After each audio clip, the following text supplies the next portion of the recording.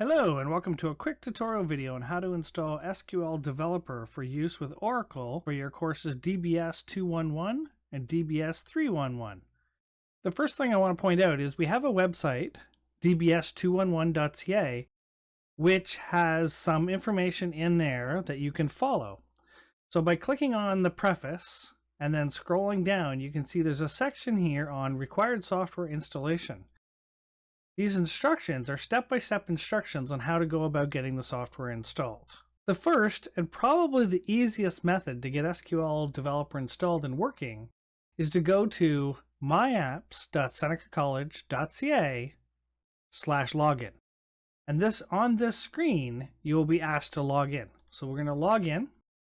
And as you can see, we're going to go ahead and launch the app. A little pop-up will come up. It'll validate you as a student as long as your credentials are good. And then in the search apps area here, you're going to type in SQL.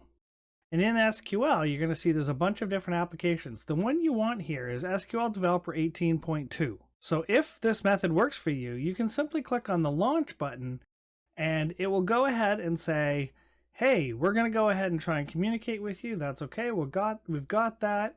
You're going to open the launcher, and the launcher will go ahead and launch the application for you. This method might take a little bit of time the very first time you do it because it will download the software to your computer, which is nearly 500 megabytes. So the very first time you run this, it might be fairly slow. The second, an alternative way to install this software is to actually download it directly from the Oracle website. And the installation instructions are here. You're going to go to the Oracle Downloads website. The address is here in the bar. When you're looking at this page, you'll want to choose the correct version for your computer. Most newer laptops within about the last 4 years running Windows, you will want to run the 64-bit with JDK. If you're running an older computer, you might need to download the 32-bit version. If you're running a Macintosh or a Linux machine, the appropriate downloads are here. The majority of you, however, will run the Windows 64-bit with JDK.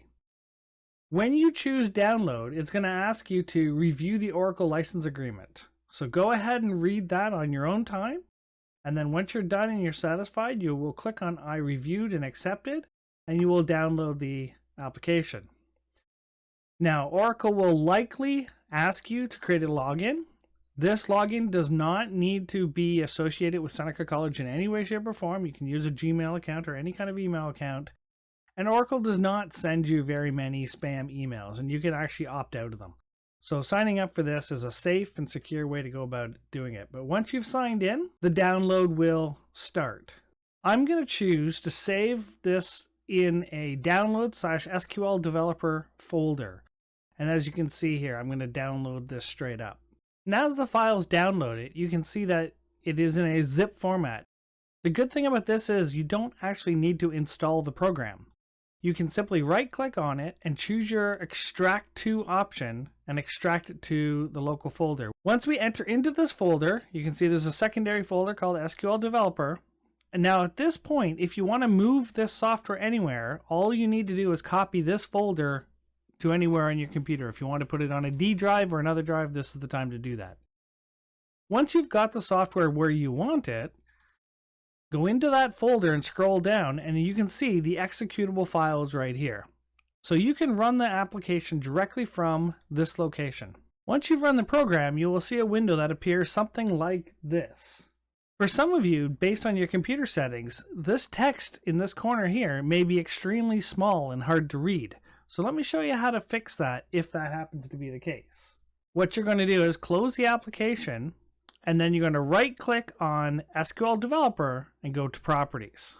When the property window opens, you can go to the Compatibility tab and then go under Change High DPI Settings. Under Change High DPI Settings, you want to click on High DPI Scaling Override, and you want to do that on Application Mode. Once you've done that, you can apply those settings. You will not have to do that again on your computer. Now you can double click on the application and reload it again. And as you can see, the text over here is much bigger than it was before. Now we need to actually connect to the college's Oracle server.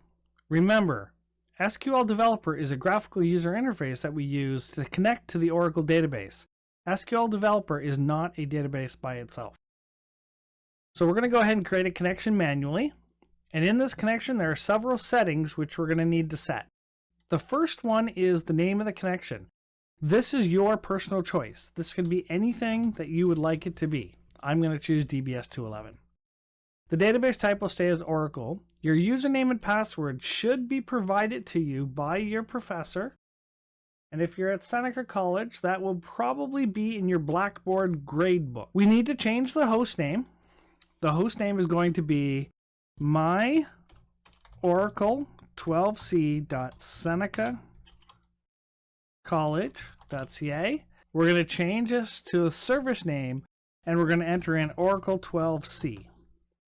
At this point, that's everything you should have to enter. We're going to click on Save Password.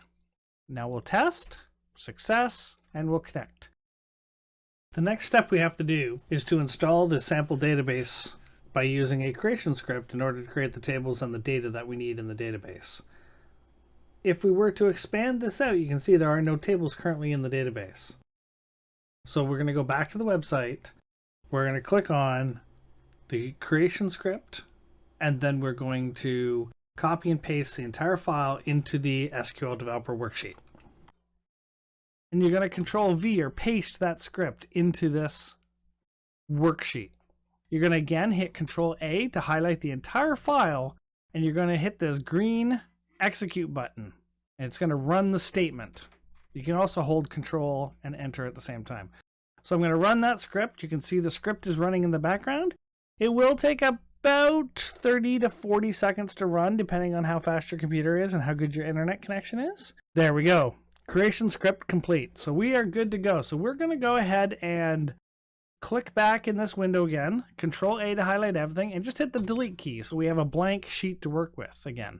Now, if we go over to the tables, we can hit this refresh button right here, and you can see that we now have 8 tables in the database. Once you're done, you can close that tab and go back to this worksheet, and we're going to run one simple command to see if the data is actually working. And that command is going to be select star from customers, followed by a semicolon. Now you can see my font is really small. If you need to change the font, you can go to the Tools menu, Preferences, Code Editor, expand that out, and under Fonts. And you want to change that to a nice size. For purposes of demonstration, I'm going to change it right up to, say, size 20. And now it's much more readable. So that's up to you, personal preference, to set your font size, but that's how you do it if you need to. One other thing I'd recommend is also this area right to the left, there's a little space in this vertical area here. That is called the gutter. If you right-click on the gutter and say toggle line numbers, you will see the line number shows up. And if I put more lines in there, you can see the line numbers. Then put your cursor on the line anywhere and hit the Run Statement button. And you can see that we get some output at the bottom here. If I expand this up, you can see we're seeing all the information within the customers table.